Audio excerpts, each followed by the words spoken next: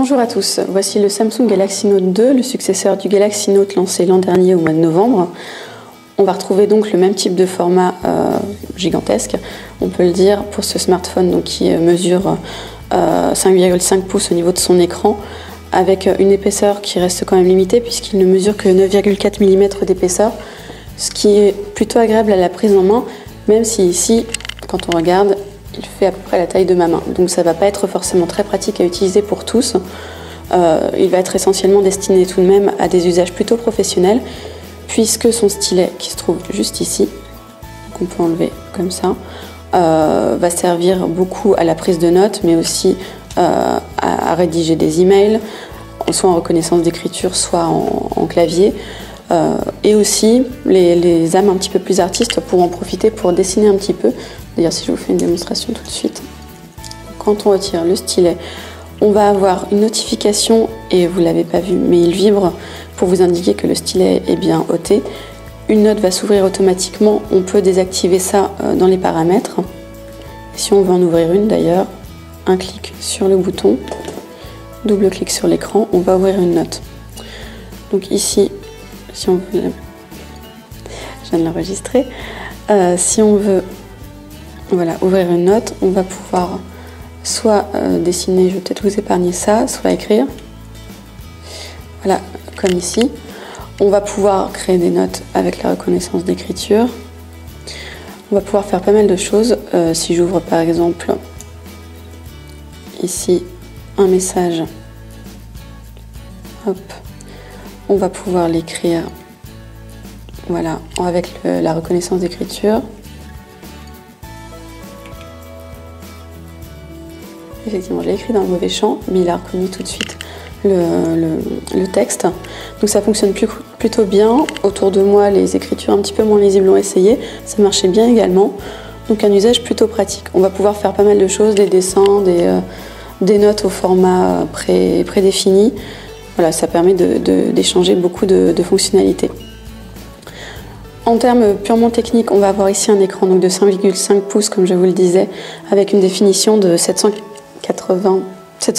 par 1280 pixels, donc une définition HD. Vous avez vu ici le petit œil qui s'est affiché.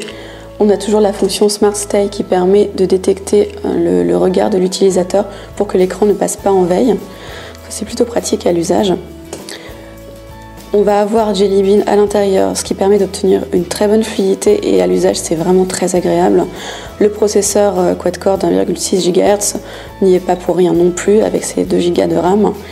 Et si on veut par exemple tester la fluidité de tout ça, un petit tour dans les jeux, ici un Rayman qui est sorti il y a un peu plus d'une semaine, on observe les graphismes HD très agréables.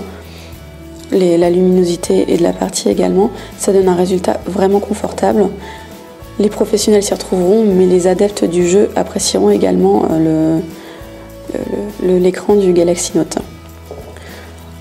On va retrouver à l'intérieur les fonctionnalités inhérentes à Jelly Bean, c'est-à-dire notamment Google Now. Donc si on tape juste ici, on va peut-être enlever le clavier, hop, on va avoir la météo qui va s'afficher.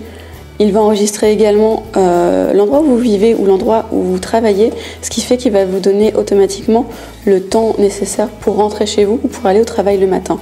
Il va aussi retenir les endroits par lesquels vous passez régulièrement pour vous proposer des lieux de sortie par exemple. Donc voilà, les adeptes de la confidentialité vont peut-être pas tellement apprécier le principe puisque Google a tendance à enregistrer tout ce que vous faites.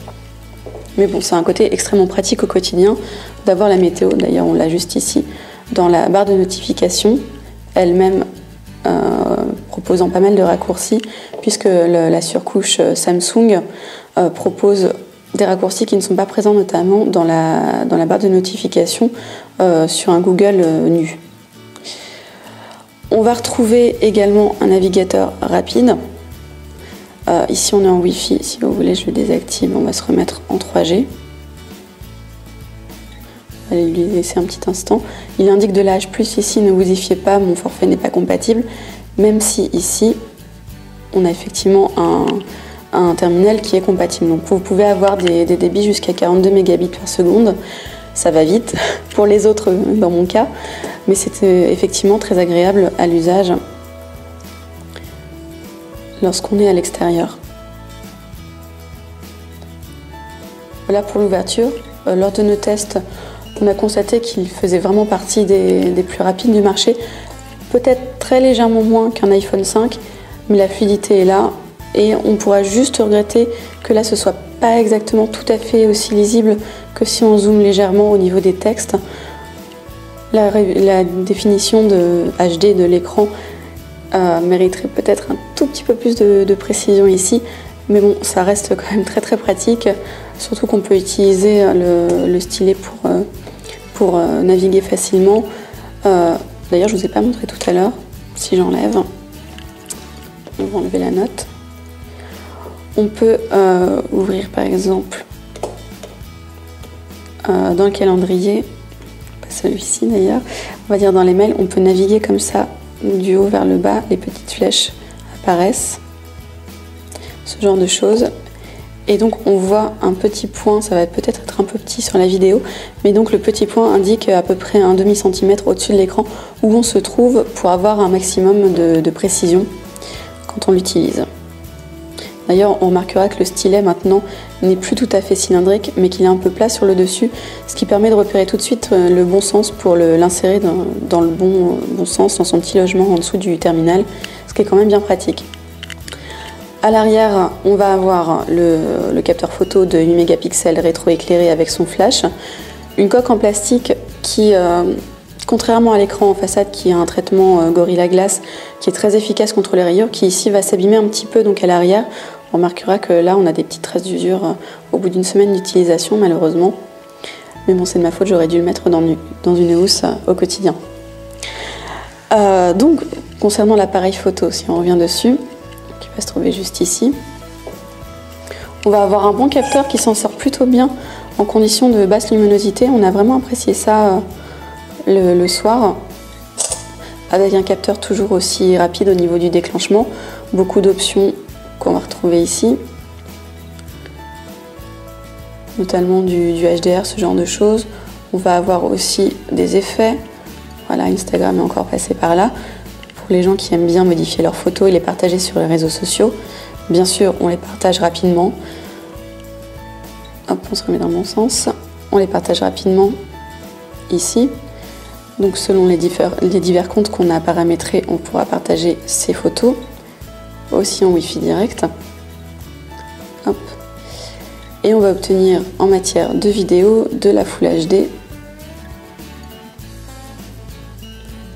qui va être tout à fait agréable aussi